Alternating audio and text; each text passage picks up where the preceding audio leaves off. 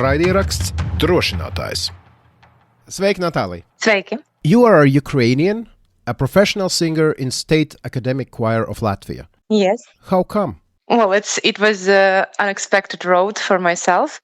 When the war started, my job in Kiev was kind of frozen, and I used to work in Kiev choir. And at some point, I understood that I need to move forward because we don't know what will happen and if I'm gonna have job continue or what will happen at all. So I've decided to try myself abroad, write to the State Choir Latvia, and I got an audition and I got in. That's how it happened. You said you were in a choir in Kiev. Was it also a professional choir? Yes, it was a professional chamber choir named Krishatik, after our main street in Kiev. It was academic choir. We had different kind of programs. It was also like some gariga musica, something with more popular songs, it's different music. But also in Kiev, we have many choirs, professional choirs. I would say that it's more than in Latvia. But on the other side, we have much less amateur choirs, which I think we need to learn from Latvians how to do that in a better way. Right. Yes. But you came to Latvia in 2022. So the decision to move away from Ukraine was taken after the full-scale invasion? Yes, it was basically after 1 month.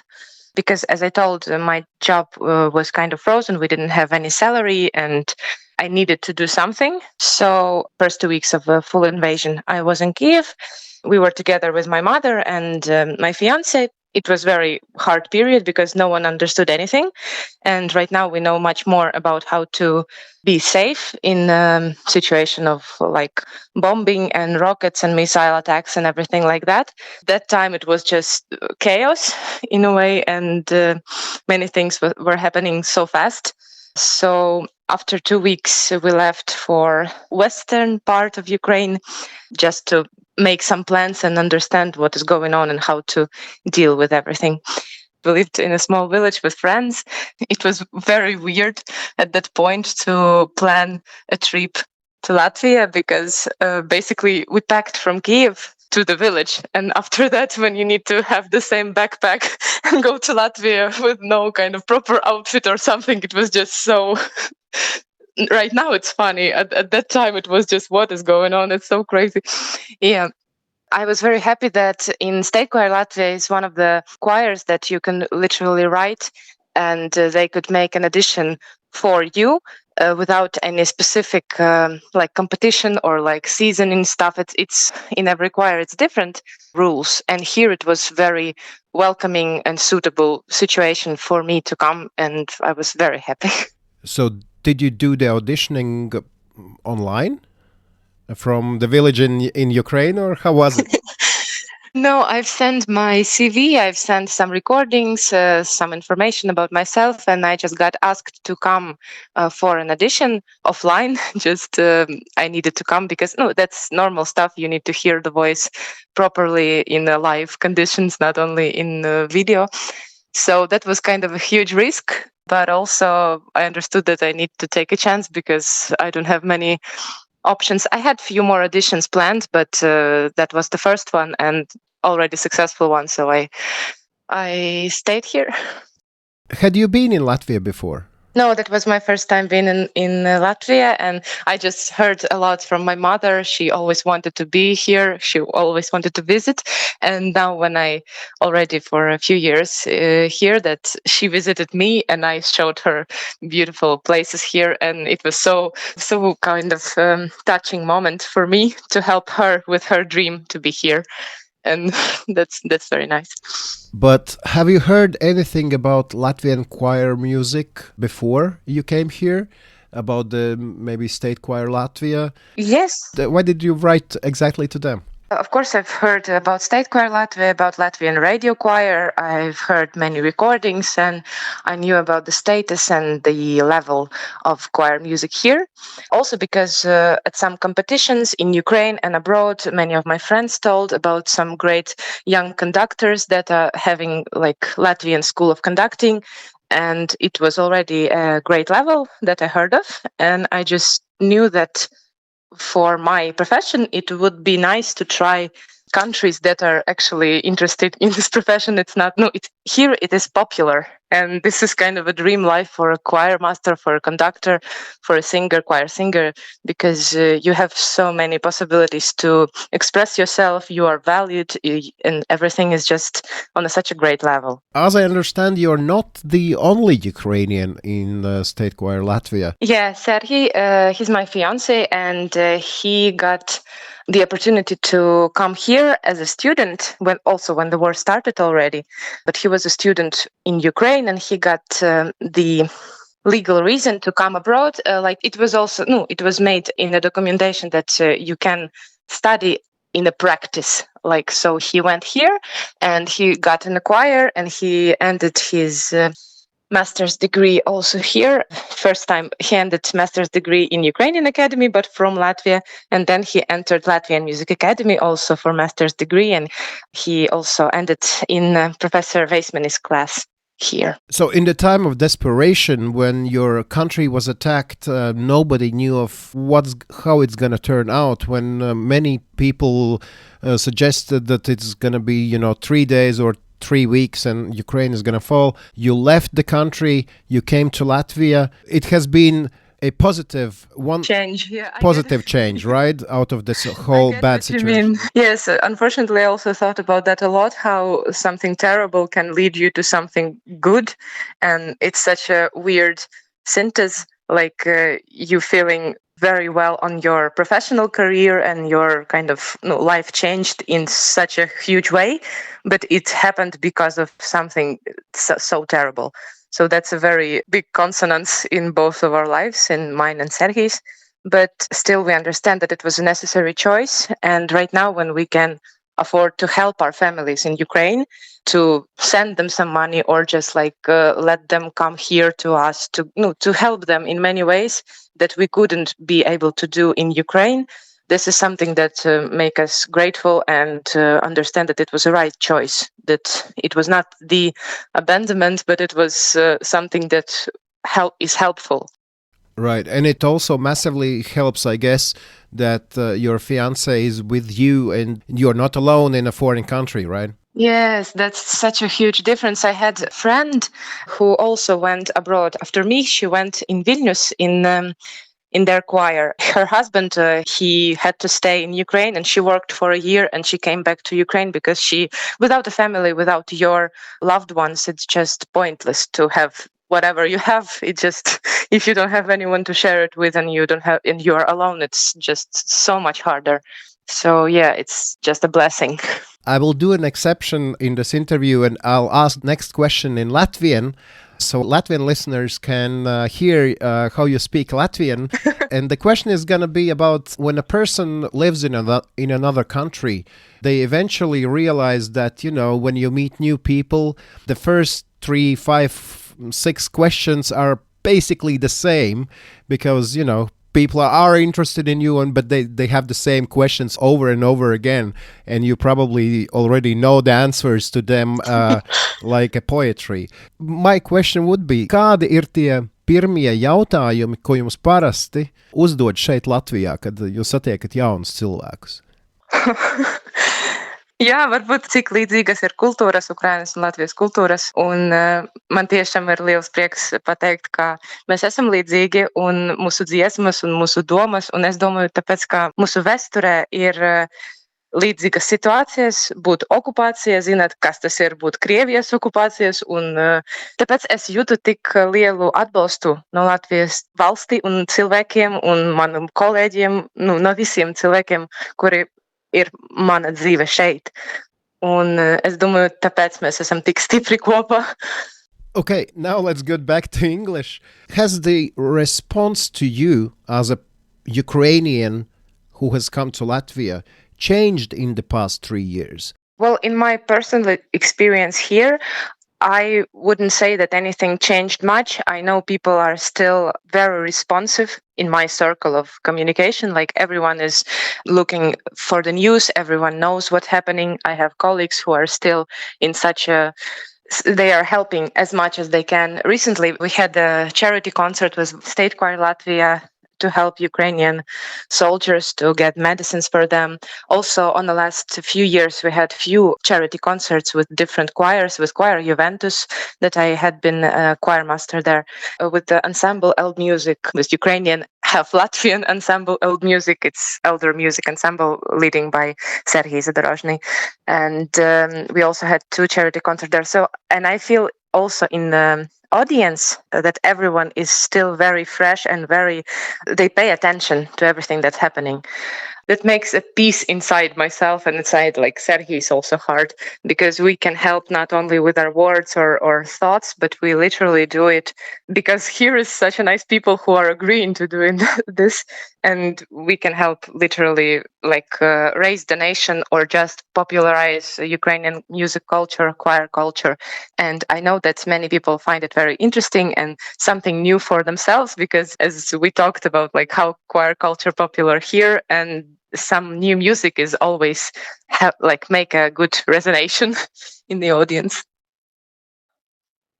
Also, I can't be more grateful to everyone surrounding me in Valstskoris and in life here, because they had such a huge impact and they gave me personally great help when I arrived. Because as I told you, I arrived with one backpack and I didn't have anything, and I needed to do many things in such a short period of time. And when I rented the first flat here, I didn't have anything. And my colleagues basically collected just a huge amount of stuff and get it to me. And I was shocked because I wouldn't be able to do it myself. And I didn't expect that much help. And it was just life-changing in many, many ways. So forever grateful to them. And I can surely say that they are paying attention. They are not getting tired, as right now is like a popular way to say it. When the full-scale invasion happened, quite many Latvian musicians took upon themselves to sing some songs in Ukrainian. We can mention Prāta vētra, Tautu meitas, Vilkači, and some others, and choirs as well. We're singing not only national anthem, but Червона. Oh, you lose it, Червона Kalina. Червона Kalina, yeah. So it was introduction to Ukrainian culture as well. But when you came here, a professional singer from Ukraine with a good professional background, and you came to one of the best choirs in Latvia, you had to sing Latvian, I guess, right?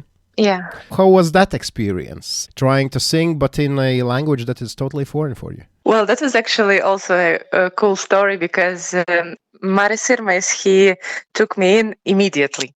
Like, I had an audition and he told me, like, in 3 days we have a concert. Will you participate already? And I said, yes, of course. Like, why not? Really? I'm not the quiet one. I can take responsibility. And he said, okay, it's something from Bach music and also some Latvian music. He told me that you will have some scores. And for those 3 days, that was the full immersion in Latvian language. For the things that I love about Latvian language is that very logical. So you can read it. And as a singer, that's a huge deal, because I can read it even if I don't understand it. I just need to learn like the letters. I need to learn some kind of rules, how to make it vocally correct. But basically, I can read it anyway. And this is, for a singer, literally the deal breaker. And especially when we sing something like in the French language or Italian or German, and when you need to do so many extra things that is not written. So in Latvian, that's not a question. You just learn the rules and you just sing much faster. So yeah, that was very fun. So really, your first concert was 3 days after you were taken in? Yes, that's true. And you sang in Latvian? Yeah, we sang in Doma Baznica with Andris Veismanis, actually.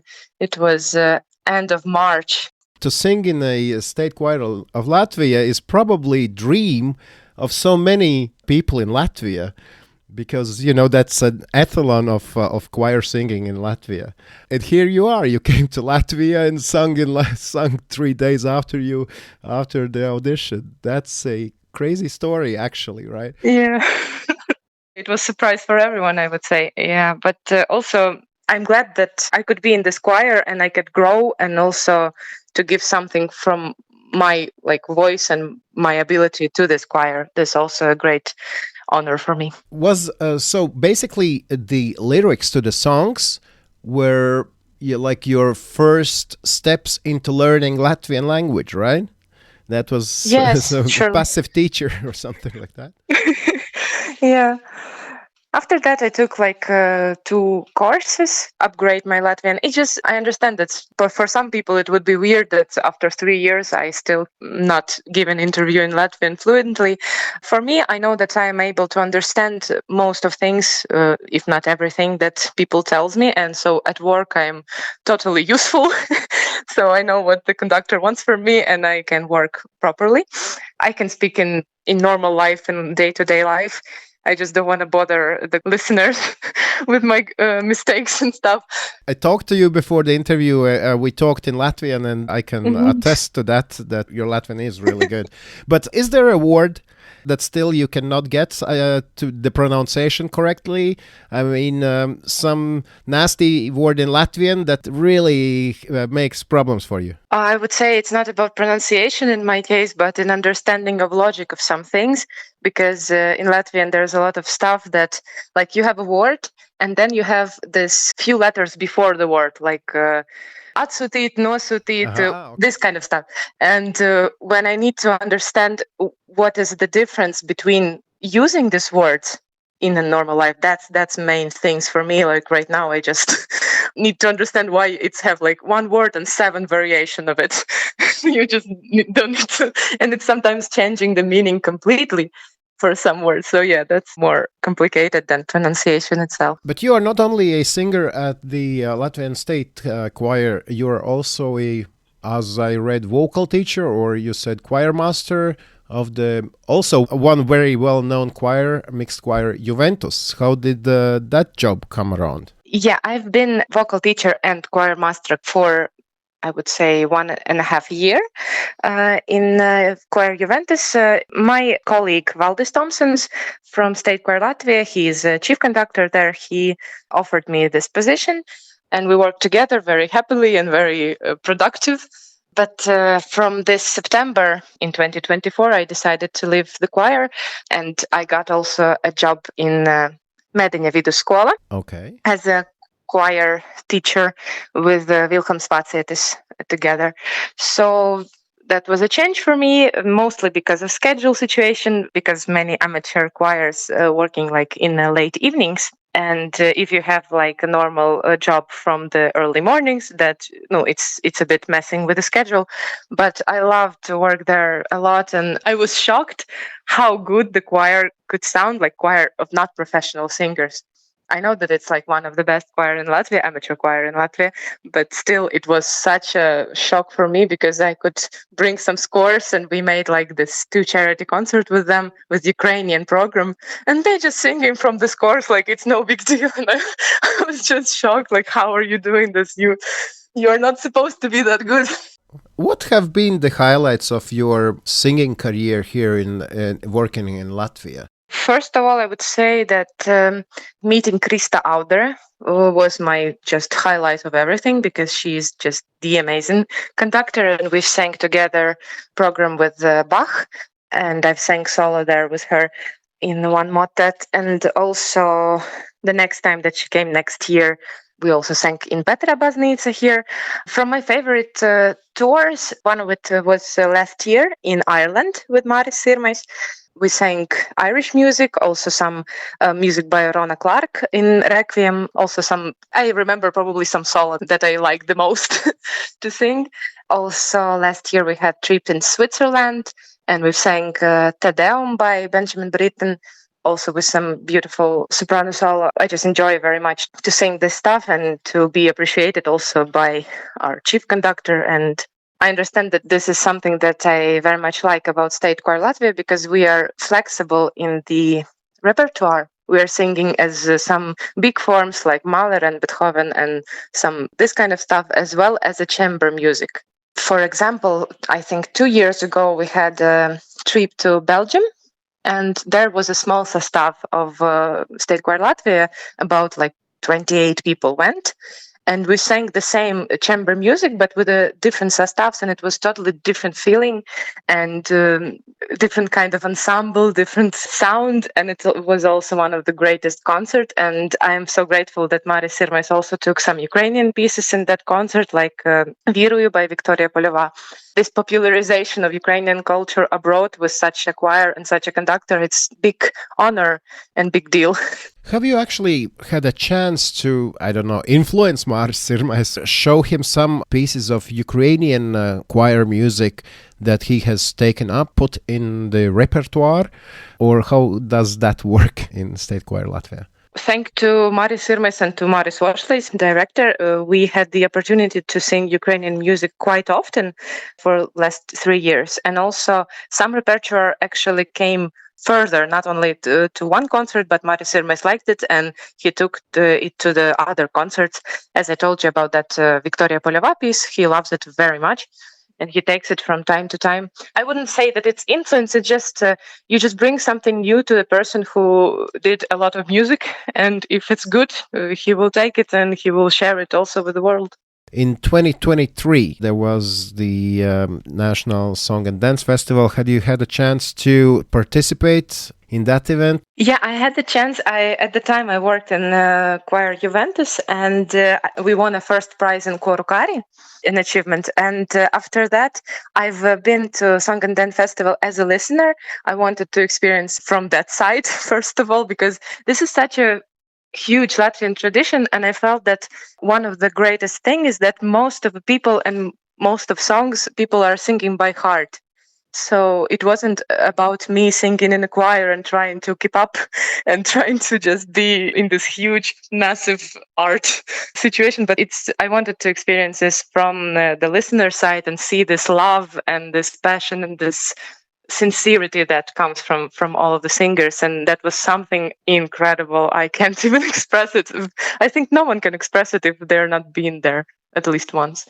In 3 years is the next one. Will you take part? I don't know, but I know that I need to bring my mother here for this. I know that she's also a musician, and I just feel that she needs to experience this in this lifetime, for sure. Now I want to ask a question you already mentioned a little bit, but now when you have been in Latvia for 3 years, you're speaking Latvian, singing in Latvian, being involved in the Latvian cultural life. Do you have a picture of the similarities and differences between the Latvian and Ukrainian cultures? Yes, I have many thoughts about that, starting with the songs and the heritage like that we have in common. So many folk songs adapting for the choir and so many stories that we can experience from the songs. And what I found interesting that in Latvia, there's so much more cheerful folk songs, because what I compared to Ukrainian tradition, and it's that we have in Ukraine so many things that are tragic, that are painful, that are went somewhere and died, and someone is crying and suffering. And I also understood that it's also like the historic situation, because we had, I would say, closer look to be neighbors with Russia, and so many things happened during our history that makes our folk heritage so tragic. We have some cheerful things also, of course, but it's like percentage more tragic. And if talk about day-to-day life, then I would say that we in Ukraine need to learn how to cherish music heritage, our choir singing more from Latvia, because you have such a great, stable support from the people, from government, from everything. Like, it's a great thing to honor your heritage so much. I would say that we have many things to honor, and we just need to learn it, to do it properly. And this is actually interesting point you brought up, because on the one hand, As you mentioned, Ukrainians and Latvians have this common history with Russia. Russia trying to oppress not only our countries, but our culture, our languages. But at the same time, for example, when you hear people in Russia saying that there is no real language, Ukrainian language is not a language, Ukrainians are not a nation. But if you look at the documents, and you can correct me now, if it's more than 200 or close to 300 decrees, official documents that were put out by Russia trying to forbid the Ukrainian language, right? That is why you think there are more tragic songs and stories in Ukraine than in Latvia, yeah? Yes, of course, it's all combined, and it happened like for centuries. It's not some one or two or three situations. It happened like so many times, and also not only Ukrainian language and all that happens like with literature, with burning books, burning libraries and stuff.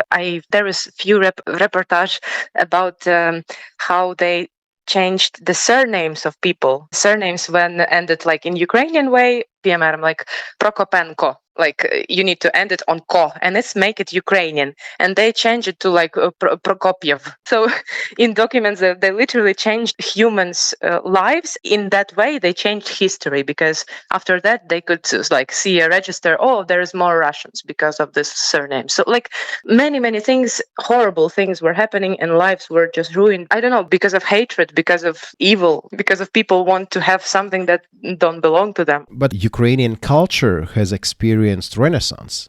Is that correct? How do you see it? I would say that it is correct. From my circle of friends, many who were speaking Russian primarily before war, they switched to Ukrainian. Also, Ukrainian music are thriving in a popular also way. Like there is artists that are brought up to the surface, and many people just woke up from this hallucination that Russian culture is it's similar to us, and it's the same. It's not the same, and we finally got our foot more stable in the ground on that matter. Yeah, so that is happening. That is totally true. I follow the news every day, but at the same time, I probably can switch it off, right? If I have my kid's birthday, I'm not going to think about Ukraine at that time, right? But how is it for Ukrainians? You have loved ones in cities that are being bombed. You have friends who are fighting in frontline. But at the same time, you still need to stay sane, right? If you consume the news of war all the time, you will go insane, right? That's my idea. How is that experience of caring, of following, but at the same time not going insane? What I found solution, or how can I say, like for myself personally, that the greatest thing is to have friends and colleagues that can like turn off your head for a minute and just like went for a coffee and just like talk about something else. That helps. But also for me personally, I found out that if I think about making some charity concert or some donation, and I will donate to some organization on that day, basically almost every day, just to make peace with myself, that I know that I helped somehow.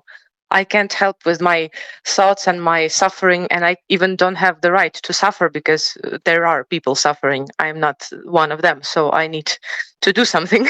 I need to help somehow. I need to change something that I am able to change, to talk about Ukrainian culture with someone, to share some scores, I don't know, to influence someone in some way. So this is the thing that I found helpful to myself, because if you do nothing and if you just read, you just feel helpless, and you just like boiling in this whole mess of news. That definitely won't change anything, and it won't help anyone. If you get homesick, is there a place in Latvia where you can go and feel a bit like in home? Recently, I found that place. It's in Zilie Kalni. There is a trace from Ikštele, right near the station of Ikštele. There's like 5 minutes and you are entering the forest. And for me, it's very, very similar to my village where my grandparents lives. And it was my childhood. I spent there. So right now it's one of the sweetest nostalgia place that I have. I go there quite often just to experience that. Is there something you want to say, use this chance and say what I haven't asked maybe? I want to say hi to Matis, who suggested to you to have this interview with me. I'm very grateful. And he's a great colleague, and he's one of the most sincere and huge supporters of Ukraine, not only with his thoughts, but with his deeds. And I'm very, very grateful to him for that. Time to time we ask our guests, what should I wish you personally? Of course, victory against the occupiers, but for you personally, what should we wish? Safety for my family. Totally egoistic, but okay. Yeah, if it's not about the great scale of victory and like in that way, it's the most important thing. Okay, that's what we wish to you. Thank you so much for speaking to Latvian Radio. And maybe you have some concerts coming up with some Ukrainian music that our listeners could go to if you have some.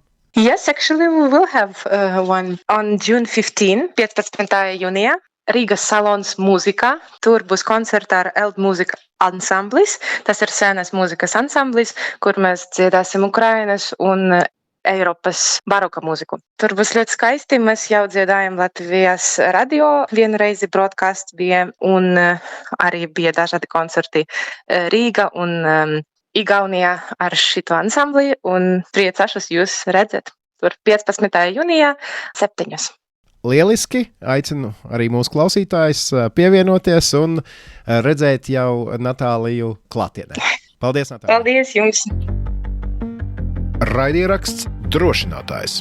Paldies, Dievu, par lielisko interviju. Paldies, protams, arī Natālijai, jo bez viņas, protams, šī intervija arī nevarētu notikt. Ja tu man prasītu kādu vienu lietu, kas man ir nosaukt, kas man ir palikusi vispilgtāk atmiņā no intervijas, tas laikam ir tas interesantais, dīvainais, sarežģītais fakts, jeb apstākļus, ko minēja Natālija, ka lai cik šis karš nebūtu postošs, smags un ko tas daudziem ir nodarījis, viņas dzīvē tas ir pārvērties par kaut ko labu. Viņas dzīvē tas ir radījis pilnīgi jaunas, pozitīvas, nebijušas izmaiņas, ko viņa nekad nebūtu gaidījusi un domājusi, un arī līdz kurām viņa nebūtu nonākusi, ja šis karš nebūtu noticis. Un viņa arī pati atzīst, ka tā tiešām ir tāda interesanta, dīvaina sajūta, kā ar to īsti sadzīvot, ko par to īsti domāt, ka